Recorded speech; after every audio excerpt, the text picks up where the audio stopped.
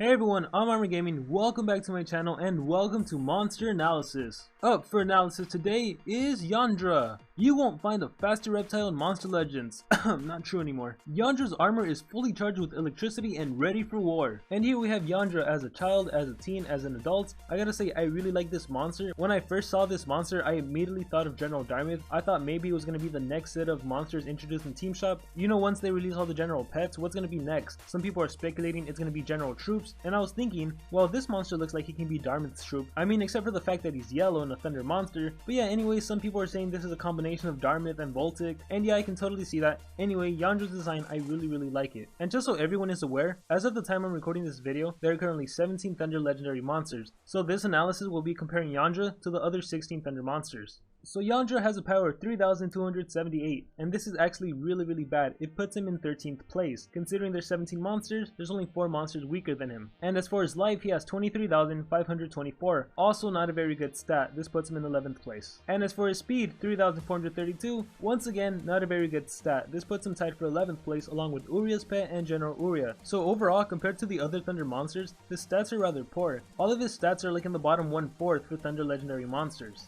And as for his trait, Yndra is immune to daze. Now considering a lot of Thunder monsters do have skills that daze, and the immobilizers for Thunder monsters have skills that stun, so it would have been better for Yndra to have an immune to blind trait or an immune to stun trait. Immune to daze, it's honestly not that great, especially when you consider the fact that this monster's speed is rather low. So anyways, we're gonna move on, and before I do move on to skills, I do have to say, for those of you that are watching this video on a later date, or for some of you that didn't see this monster when he was first released, when he was initially revealed on MonsterWiki.com, he had way better stats and he had a skill that was significantly better, but all of that was nerfed. And I'm not really going to be talking about what his skills were before or what his stats were before. I'm only going to be talking about his present skills and stats, because really that's all that matters now. The whole fact that he was nerfed, that's in the past.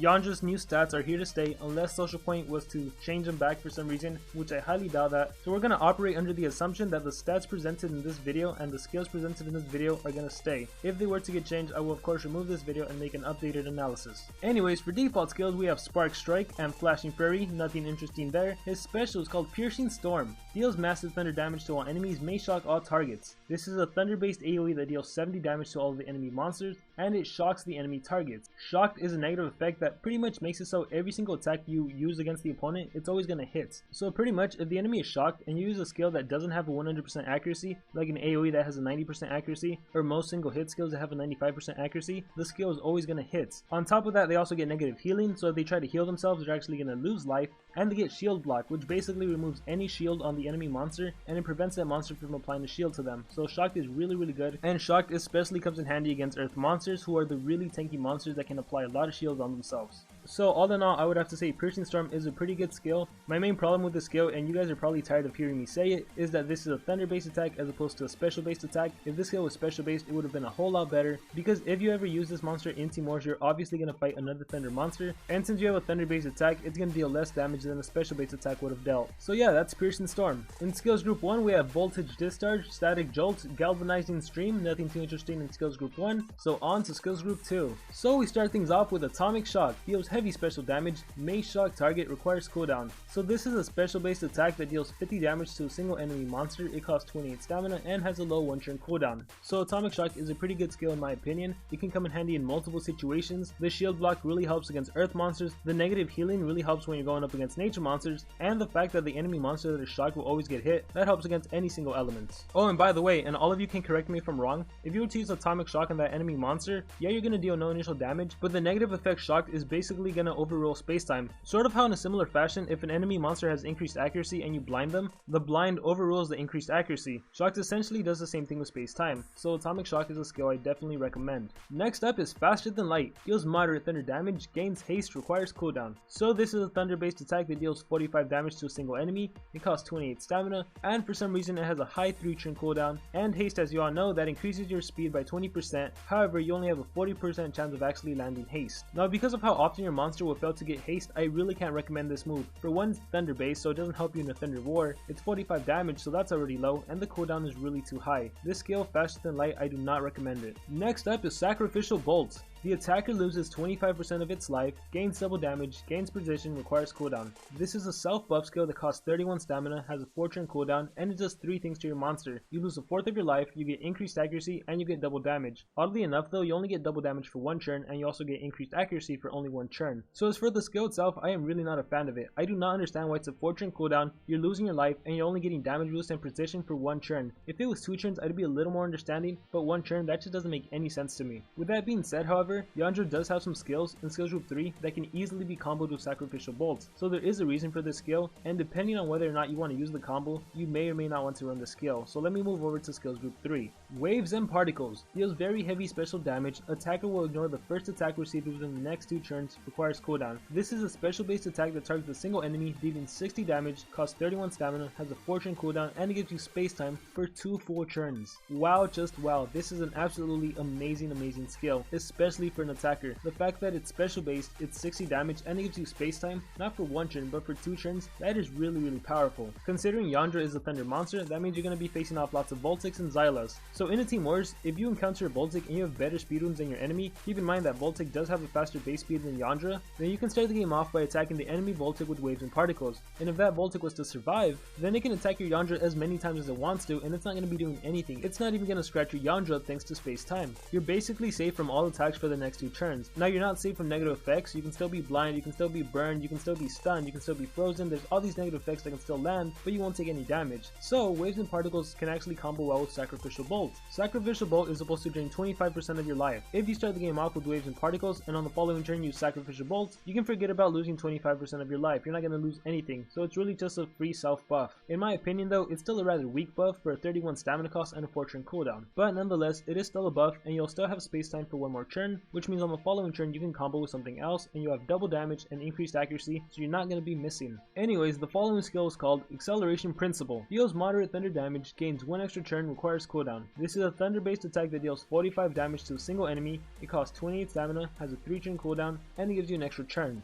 Granted, this move is thunder based, is rather weak, and has a high cooldown, it does have a low stamina cost, and if you combine Acceleration Principle and Waves and Particles, that could be enough to take out the enemy thunder monster if you're running 2 strength runes. So in a team war situation where Yndra is faster than the enemy Voltic, and you have 2 strength runes on Yndra, then you can use Acceleration Principle, Waves and Particles, and you're going to be wiping out that Voltic, and you're going to have space time on your Yndra for the next 2 turns. However, keep in mind that does only apply if your speed is better than Voltic, or if you're able to immobilize the enemy Voltic. Now just be aware that Voltic does have the Harden trait, which means 20% of the time a negative effect is going to miss against them. Anyways, Acceleration Principle is a skill I think you should definitely run. And last we have Electron Burst. Deals moderate thunder damage to all enemies, may daze out targets, requires cooldown. Here we have a thunder based AoE that deals 35 damage to the enemy monsters, it costs 37 stamina, and it has a 3-turn cooldown. So it's thunder based, deals moderate damage, and it dazes. I would have preferred this skill a little more if it blinded instead of dazed. Now daze is good because it reduces the enemy's power by 25% and it reduces their accuracy by 25%, but I just personally feel that reducing the enemy's accuracy by 50% is a lot more powerful. But like I said earlier, who cares what it could have been, the fact is we have a monster with an AoE daze. And thanks to Yndra being able to give himself space time for 2 turns, followed up with a Sacrificial Bolt that will give him double damage and increased accuracy, you'd be able to end that combo with Electron Burst, pretty much wiping out the whole enemy team. And I know that's the combo a lot of people saw with this monster, but I gotta say, I am personally not a fan of it. The main problem I have with this combo is that it takes way too long to execute. It takes 3 full turns. Like, yeah, of course Yndra can protect himself for 2 turns, but that's really it. He's only protecting himself. What about his teammates? In a team war, you usually run a deny monster and attacker, and then a third monster. It depends whether it's an epic, a rare, uncommon, or a common. If it's a non-ranked up rare below and you're relying on the 3-turn combo, you can pretty much kiss that monster goodbye. And as for your deny monster,